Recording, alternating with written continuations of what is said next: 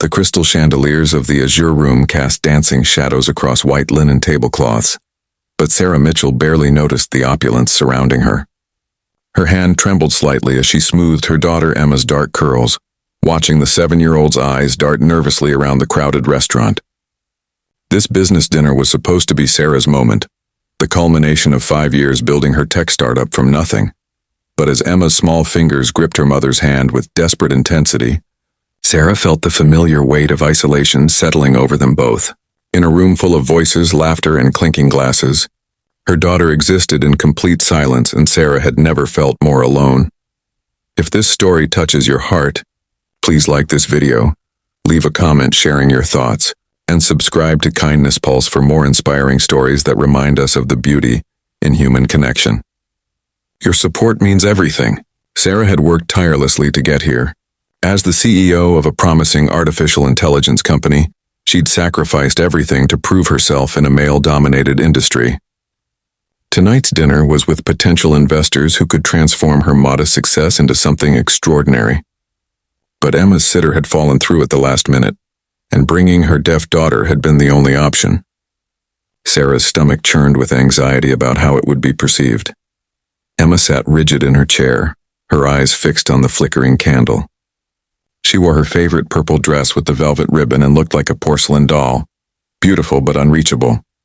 Sarah had learned to read every micro-expression on her daughter's face. The slight widening of eyes meant fear. The tiny crease between brows signaled confusion, and the current tightness around her mouth indicated she was overwhelmed by the restaurant's noise and chaos. The investors arrived in a flurry of expensive cologne and firm handshakes. Richard Chen and Margaret Lawson were exactly as Sarah had imagined, polished, professional, intimidating.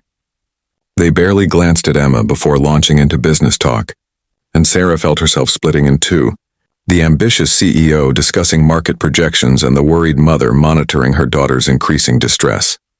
Then he walked in.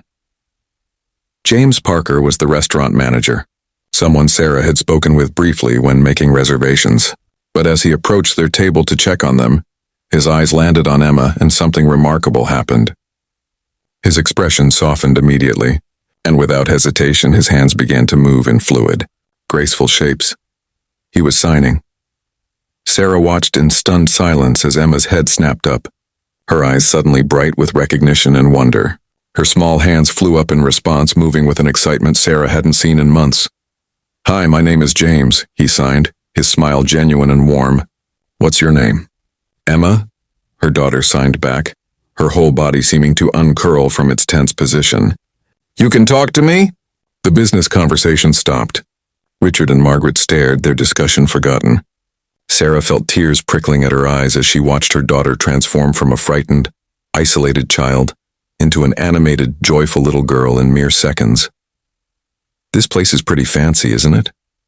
James signed, his movements smooth and natural.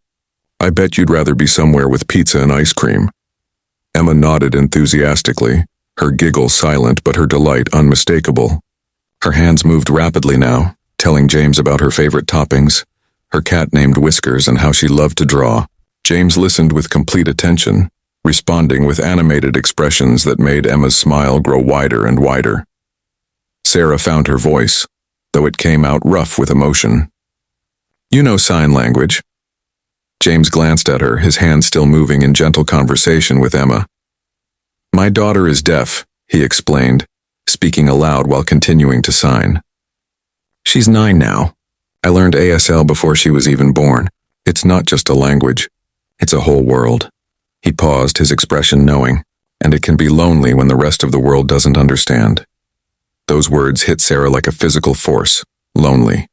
Yes, that was exactly what it had been. After Emma's diagnosis at 18 months, after the divorce from her husband who couldn't accept having a different child, after the stares and the pity, it had all been so desperately lonely. Sarah had learned basic sign language and fought for Emma's education, but she'd carried the weight of it all alone. "Would you like to order something special?" James signed to Emma, his eyes twinkling. "I have a secret menu just for VIPs like you." Emma's enthusiastic nodding made everyone at the table smile, even the initially stern Richard Chen. James excused himself. But the atmosphere had completely changed. Margaret leaned forward. Her professional demeanor softened. "Your daughter is beautiful," she said to Sarah. "My nephew is deaf." "It's not easy, is it?" Sarah shook her head, surprised by the sudden connection. "No, it's not. But she's the strongest person I know." What followed was unlike any business dinner Sarah had imagined. Richard spoke about his son's autism and the unexpected gifts it brought. Margaret shared stories of her nephew's success as a deaf architect, how he'd taught their entire family to see the world differently. The conversation wove between business and life, spreadsheets and humanity, profit margins and what truly mattered.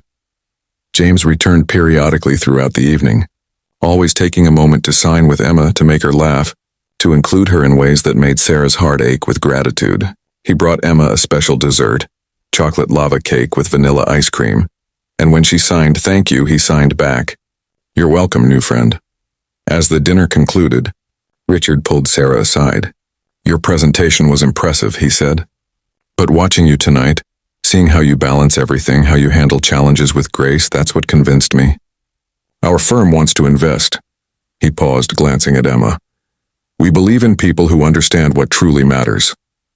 Sarah could barely process the words. This was everything she'd worked for. But as she looked at her daughter's happy face, she realized the evening had given her something far more valuable than investment capital.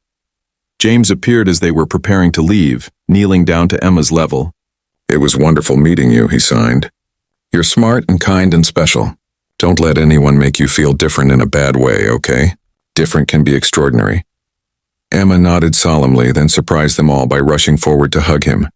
James hugged her back, and over Emma's head he met Sarah's eyes. "There's a community," he said quietly. "Parents, kids, families who understand. My wife runs a support group, mixed families, hearing and deaf together. We meet every Sunday at the community center on Oak Street. You don't have to do this alone." The tears Sarah had been holding back all evening finally spilled over. "Thank you," she whispered. "You have no idea what this means." "I think I do," James said gently.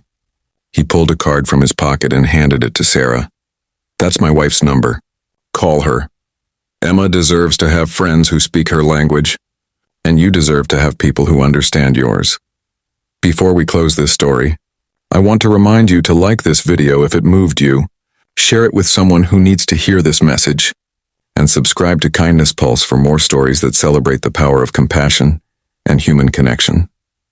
Let's build a community of kindness together. As Sarah and Emma walked out into the cool night air, Emma's hand secure in hers, Sarah felt something she hadn't experienced in years. Hope. Not the desperate hope of a parent trying to fix everything alone, but the warm, sustained hope that came from realizing you were part of something larger than yourself. Emma tugged on her mother's sleeve and signed, "He was nice." "Can we go back?" Sarah signed back, "Yes, sweetheart. We can go back, and we can meet other kids like you, make new friends, find our people." Emma's smile could have lit the entire city. In a world that often feels too loud, too fast, too disconnected, sometimes all it takes is one person who truly sees another to change everything. Sarah had entered that restaurant feeling like she was failing at both motherhood and career. She left knowing that strength came not from keeping those worlds separate, but from bringing her whole self into every space she entered. James had given Emma the gift of being seen and celebrated exactly as she was. But he'd given Sarah something equally precious. The reminder that accepting help wasn't weakness, and that the most powerful thing any parent can do is create connections that extend beyond themselves.